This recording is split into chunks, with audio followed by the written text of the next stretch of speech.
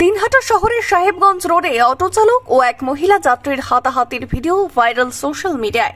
শুক্রবার দুপুর 12টা থেকে সোশ্যাল মিডিয়ায় ভাইরাল হয় সেই ভিডিও। স্থানীয় প্রত্যক্ষদর্শীরা জানান, আজ সকাল 10টা নাগাদ সাহেবগঞ্জ রোডে অটো স্ট্যান্ডে এক মহিলা যাত্রী সাহেবগঞ্জ যাওয়ার জন্য একটি অটোতে উঠেছিলেন।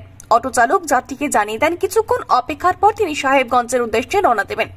দীর্ঘ 30 মিনিট অপেক্ষার পর অটো চালক বলেন একজন যাত্রীকে নিয়ে সাহেবগঞ্জে যাবেন না। এরপরই মহিলা যাত্রী ও অটো চালকের মধ্যে বচসা বাধে।